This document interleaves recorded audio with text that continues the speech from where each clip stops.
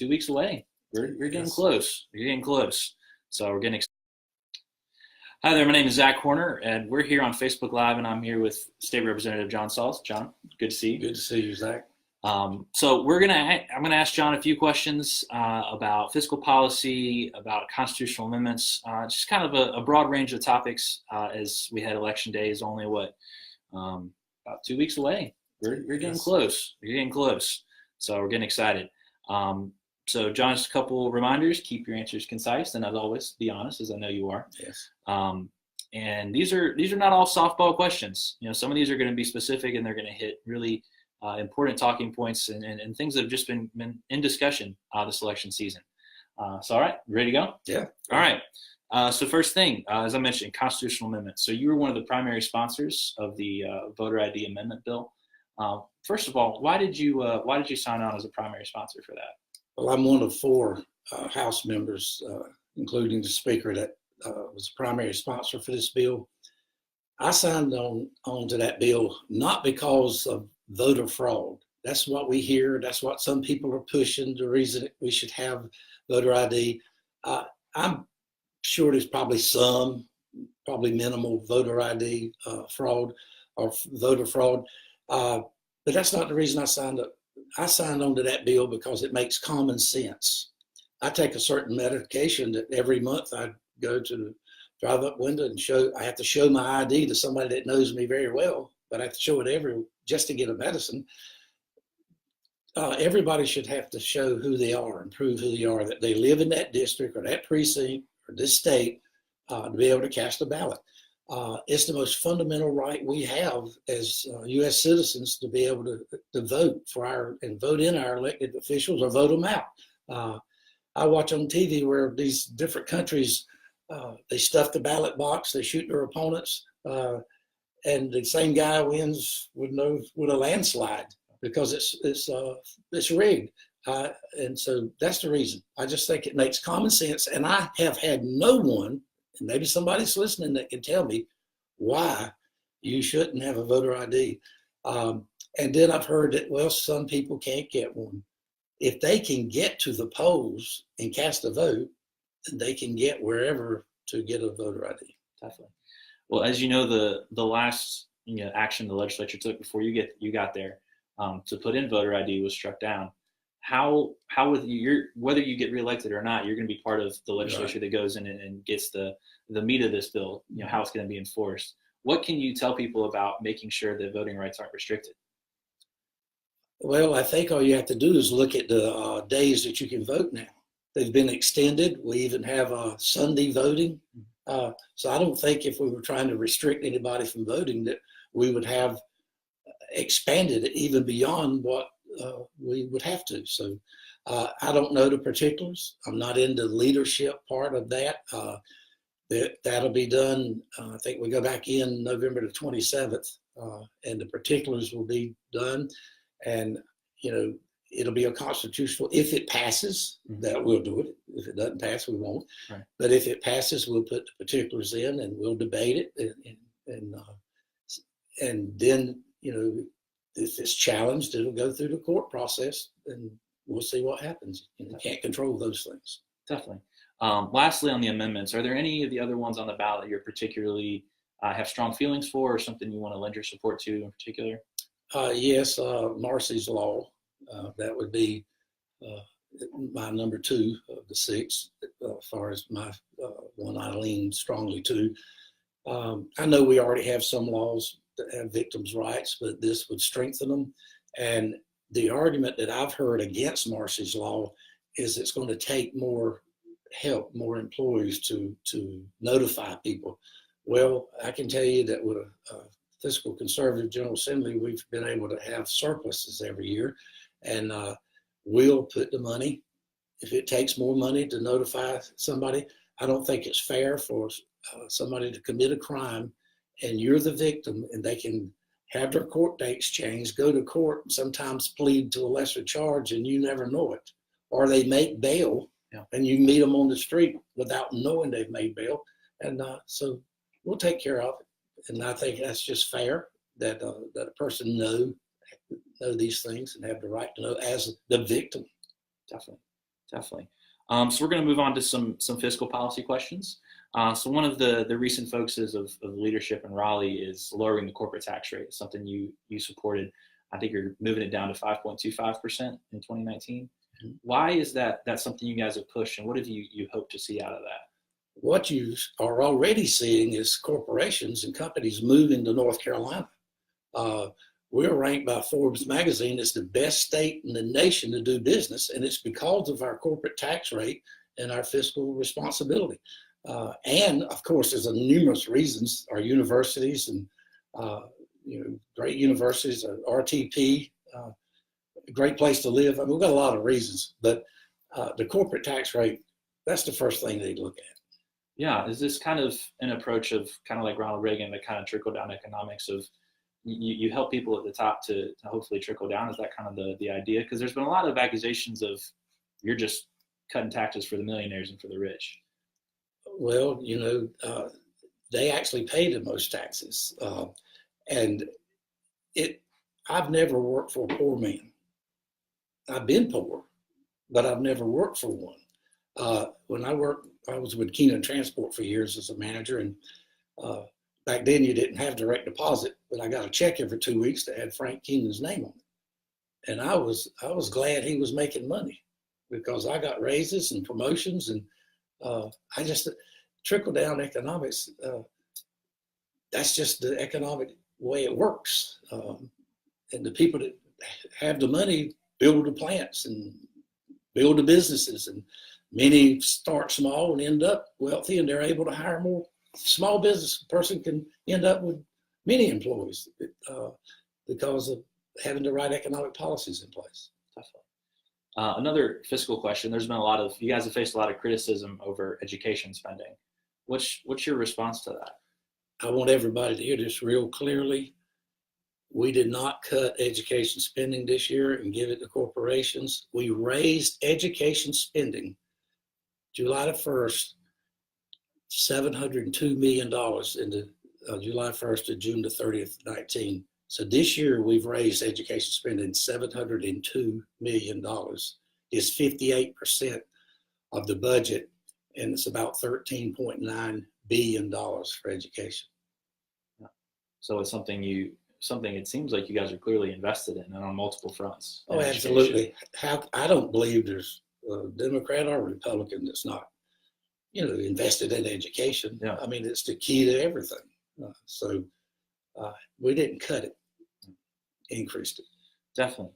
Kind of narrowing on some line items here. So in the last couple of years, you've secured more than $4 million for Lee County in three different fields. You got the $4 million for the Jetport terminal, $57,000 for the homelessness shelter at Bread of Life, and $40,000 for the mural restoration project in downtown Sanford. Why? I mean, you had similar expenditures that you got when you were there the first time, from 2002 to 2006.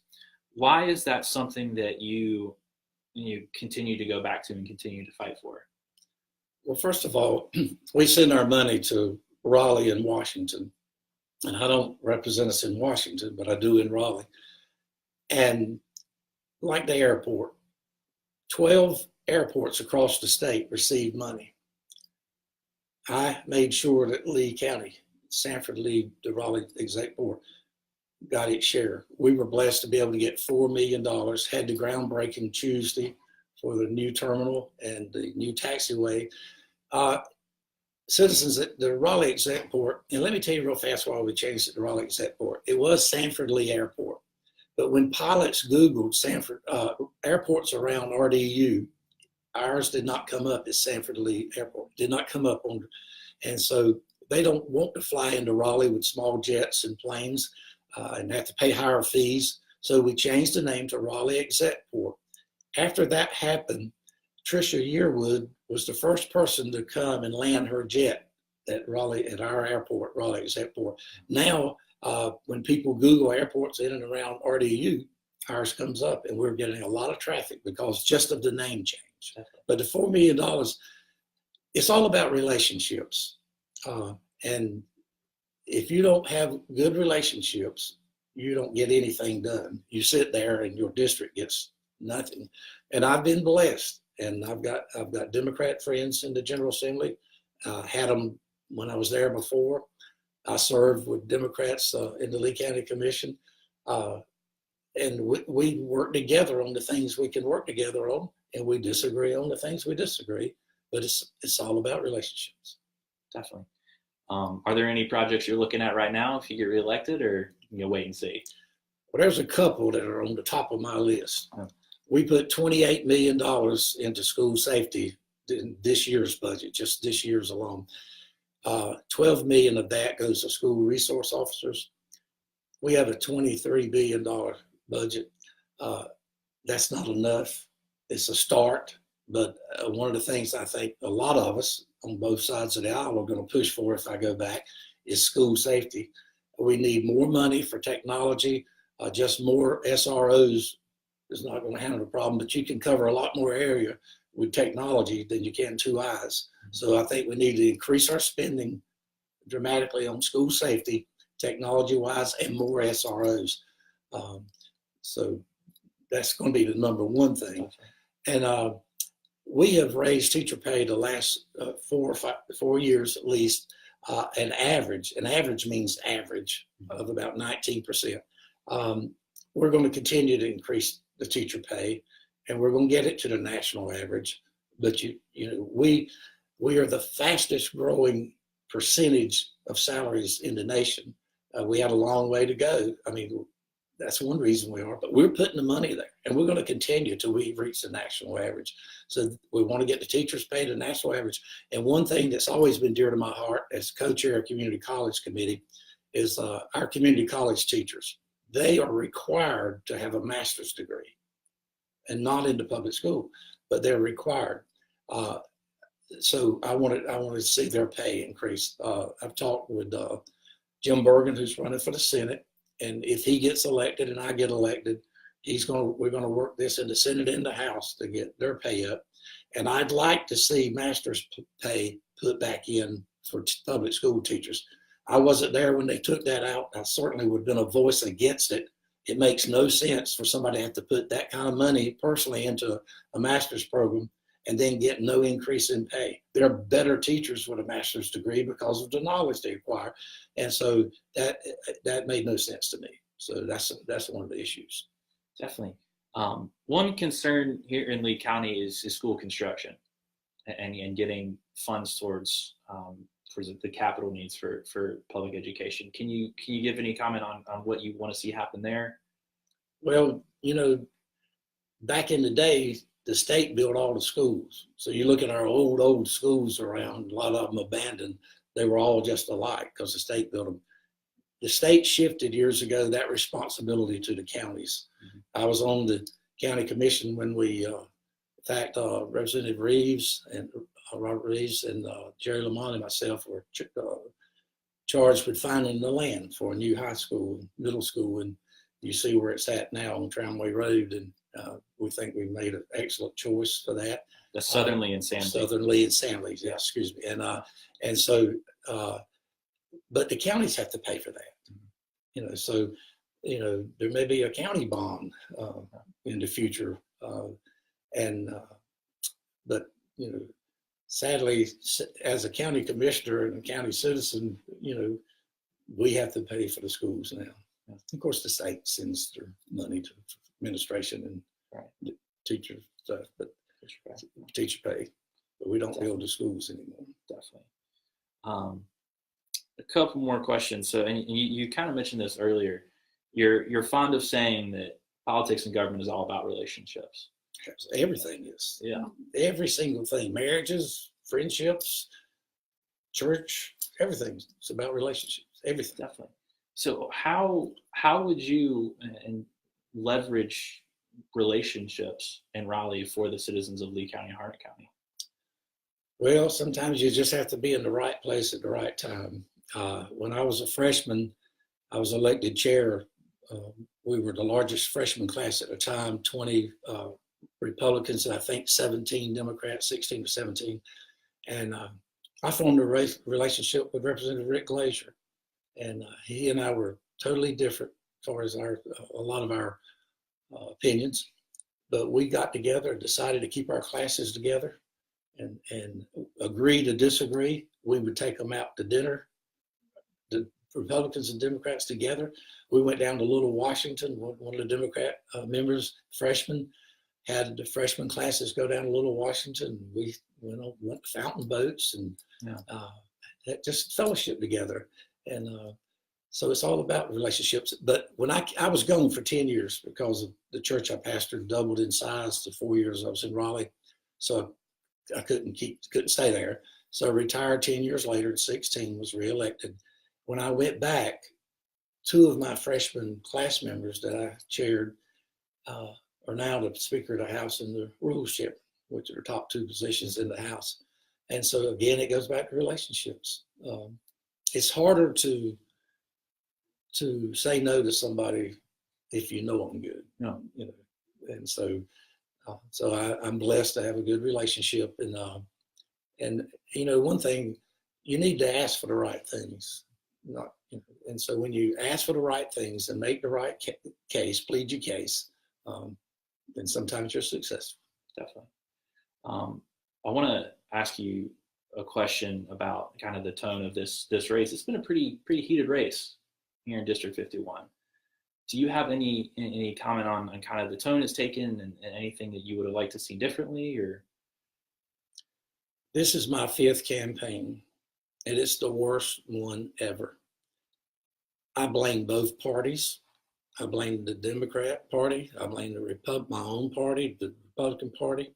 I have personally confronted our GOP political director with some things that have gone out against my opponent that I totally disagree with. I think you can make your case without some of the drastic measures that have been taken. And I told my wife last night that if I am reelected, and should I decide to run in 2020, I will be 100% totally in charge of my campaign. And I think I would have already been if I'd had 4 consecutive terms, or 3 consecutive, but I had 2, came back. This is different. This is a different year. It's toxic. I don't like it. I don't like what my party's done, or what the Democrats have done. And if you'll read these mailers, a lot of times they're not authorized by my opponent. They're not authorized by me. Some of them are, some of them not. But I can promise the voters of this district one thing. Should I get reelected, and should I have another campaign after this one, I will be 100% in charge of my campaign. And no, if any mailer goes out from the Republican Party that I don't authorize, I will call WRAL, the Sanford Herald, Dunn Daily Record, and the News Observer and denounce them, because I denounced them in 2002. Your father did a front page story of me blasting my own party for negative ads. And so anyway, I imagine me and my opponent both, and her supporters and my supporters, can't wait till November the 6th, because I'm one of them. I can't wait for it to be over. Definitely. Last question. Tell me something positive about your opponent. Well, first of all, I don't know my opponent. I've never met her to my knowledge. I've seen her a couple of times crossing the street or whatever. I don't know her, but I know that she has put herself out there like me. I know she's probably been under a lot of stress like me. And as far as I know, I mean, her family has a good name in Sanford. She's a mother, and she supports her children just like me and my wife, and her and her husband support theirs. It's just a difference of philosophy. It's political philosophy. And I'm sure she loves Sanford. She has a place in business in Sanford. They pay taxes. I pay taxes. It's just a difference in political philosophy. I have no ill will toward my opponent whatsoever. I'm sure she doesn't like things just like I don't like things that's been going on. So when it's over, at the end of the night on November the 6th, should she win, I will pray for her. And I mean that sincerely, that God will bless her and her family. And it's the people's seat. Doesn't belong to me or anybody else. So, and that's the great thing about our democracy. That's why we vote. Yes, sir. All right. Well, that's all the time we've had. Thank you so much for tuning in and watching, and thank you, John, for taking the time. Thank you. Appreciate it. Thank you. Y'all have a good one. Early voting is continuing over the rest of this week and all of next week, and then Election Day is November 6th. So get out and vote.